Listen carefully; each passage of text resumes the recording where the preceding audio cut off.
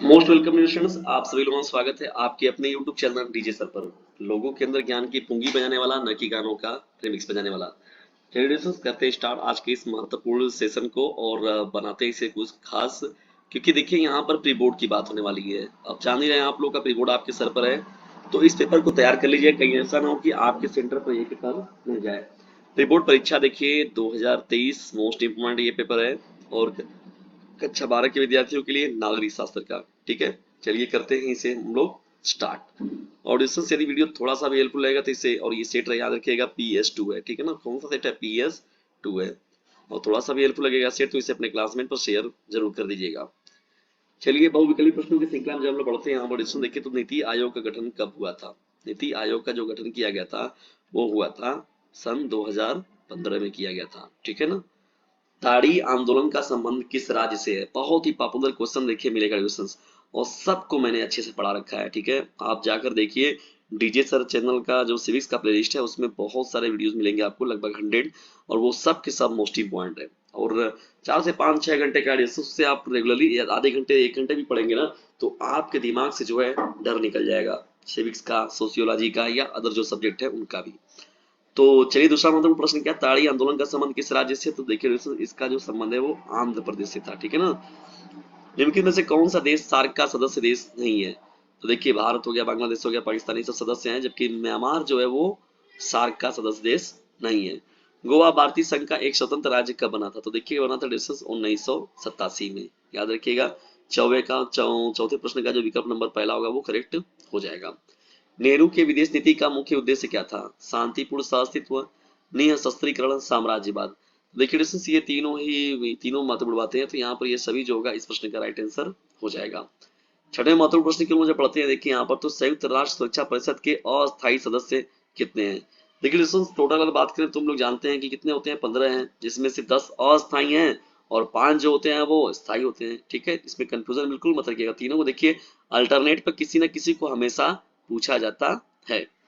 सातवें महत्वपूर्ण प्रश्न की ओर हम बढ़ते हैं कि चीन की क्रांति किस वर्ष हुई थी? देखिए चीन की क्रांति तो ये हुआ था 1949 में, ठीक है ना। तो ये हुआ था कब? 1949 साल में हुआ था। आठवें प्रश्न की ओर बढ़ते हैं, भारत के संविधान की किस धारा के अंतर्गत अस्पृश्यता, जिसे छुआछूत भी कहा जाता है, का अंत किया गया? तो देखिए संविधान के अनुच्छेद 17 के अंतर्गत ये बातें शामिल की गई हैं।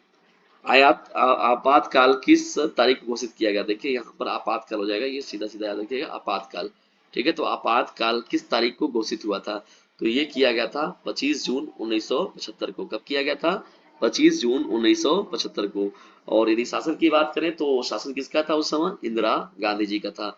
तो 25 जून 1975 को जो था वो आपातकाल लगाया गया था। भाषा के आधार पर पंजाब राज्य का गठन कब किया गया? तो देखिए 1966 में जो था, भाषा के आधार पर पंजाब राज्य का गठन किया गया था। 10वें का विकल्प नंबर पहला जो होगा वो करेक्ट हो जाएगा। चलिए, अब ये तो बात हो गई आप लोगों के बहुविकल्पी की। अब बढ़ते हम लोग आपके अति लघु प्रश्नों की श्रृंखला की ओर। देखिए अति लघु में कौन कौन से प्रश्न शामिल किए गए हैं, ये सब के सब मोस्ट इंपॉर्टेंट। देखिए एक तरीके से बहुविकल्पी की तरह ही है। नाटो की स्थापना किस वर्ष हुई? देखिए है ना बहुविकल्पी टाइप में, बहुविकल्पी है, वन लाइनर क्वेश्चन आंसर है। 1992 का पृथ्वी सम्मेलन का आयोजित किया गया था। गुण निरपेक्षता का अर्थ बताइए। चीन ने खुले द्वार की नीति कब अपनाई थी? सीटों का अर्थ क्या है? शीत युद्ध के 2 कारण लिखिए।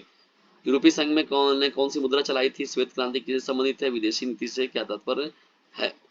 पंचशील का समझौता जो हुआ था वो कब और किन देशों के बीच हुआ था? ठीक है, तब देखिए बहुत से देखेंगे सेट में अलग अलग, तो वहां पर आपको क्या मिलेगा? ये बहुविकल्पी प्रश्न मिलेंगे। तो एक तरीके से बहुविकल्पी और अति लघु में बहुत अंतर नहीं है, कभी अल्टरनेट पर वो मिलते रहते हैं। लघुत्तरी भाग 1 में जब चला जाएगा, देखिए प्रश्न 1 में, तो सार्क थेरेपी क्या है? बांग्लादेश का उदय किस प्रकार हुआ था? वार्सा पैक्ट क्या क्या है? संक्षेप में लिखना है। संयुक्त राष्ट्र संघ के प्रमुख उद्देश्यों का वर्णन करना है। यहाँ पर वैश्विक राजनीति पर्यावरण की चिंता क्यों आवश्यक है? राज्य पुनर्गठन आयोग का गठन क्या कार्य होता है? इसकी प्रमुख सिफारिश क्या थी? देखिए दोस्तों, आप लोग पढ़ते नहीं है। यदि मतलब पढ़ने का मतलब कि आप लोग के दिमाग से डर निकल जाए, पढ़ते नहीं है और बाद में जब 1 से 2 दिन बचता है तो आप कहते हैं हमको ये दे दीजिए सर, हमको PDF दे दीजिए, हमको वो दे दीजिए। तो ऐसे देखिए पढ़ाई नहीं होता है। एक कहावत आप सुने होंगे, बहुत फेमस है, दुआरे पाइल बरात तो समधिन की लगल अगवास। वो वाला हाल बिल्कुल मत कीजिए। और बड़े बड़े बाल की ना गधवा क्लास कितना पानी, तो एक नदी था, एक ऐसा नदी था, इसे पार कर रहे थे सभी लोग, तो सभी लोग जिस शेर गया डूब गया, हाथी गई डूब गई, कौवे उड़ते उड़ते गिर गया उसी, मतलब जितने लोग थे, जिराफ गया डूब गया, तो अंतिम में गधा उठा, कहा कि रुक रही है, हम पार के दिखाते हैं। तो कहने का मतलब क्या है कि जो बातें बनाई गई, जो टाइम टेबल बनाया गया, जो सेट बनाया गया, जो स्टडी का टाइमिंग बनाया गया, उसके बेस पर यदि आप काम करेंगे तभी आपको सफलता मिल पाएगी, अन्यथा फिर आपके जीवन में असफलता ही मिलेंगी। तो अपने सिस्टमेटिकली तरीके से अपना काम करेंगे तभी आप बेहतर कर पाएंगे। ठीक है दोस्तों, लघु उत्तरीय प्रश्नों की श्रृंखला में जब बढ़ते देखिए भाग 2 में, तो इसीलिए मैं कहता हूँ कि रेगुलरली थोड़ा थोड़ा स्टडी करें, लेकिन रेगुलरली आप स्टडी जरूर कीजिए। संयुक्त राष्ट्र संघ की सुरक्षा परिषद में क्या सुधार अपेक्षित है? क्यूबा मिसाइल संकट क्या लिखिए, वामपंथ क्या है, दक्षिण एशिया क्या है, दक्षिण एशिया में स्थित देशों में लोकतंत्र का क्या रिकॉर्ड रहा है। देखिए ये बात जब हो जाती है तो यहाँ पर आता है आप लोग का दीर्घ उत्तरीय प्रश्नों की श्रृंखला। तो ठीक है दोस्तों, दीर्घ उत्तरीय प्रश्न भी जो है वो भी सिंपल सिंपल ही प्रश्न दिए गए हैं।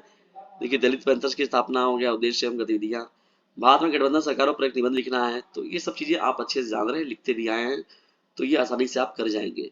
ठीक है दोस्तों, तो मैंने लगभग 5 7 8 जो 10 वीडियोस बना रखे हैं आप लोगों के लिए, वो पेपर में डिस्कशन कर रखा है। यदि आप उन सभी को देख लेते हैं दोस्तों, तो आप लोग निश्चित तौर पर अपना पेपर बहुत ही बेस्ट देंगे, और मुझे उम्मीद है कि आप लोग बोर्ड या मिशन के टॉपरों की श्रेणी में अपना नाम भी दर्ज कराएंगे। तो इसी उद्देश्य के साथ इस वीडियो से लेते हैं विदा, और किसी अन्य डिफरेंट टॉपिक के साथ फिर मिलेंगे हम लोग आपके साथ।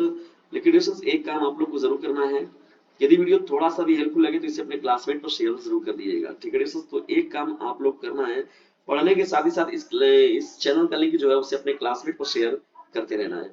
तो दोस्तों इतना काम आप लोग जरूर कर दीजिएगा।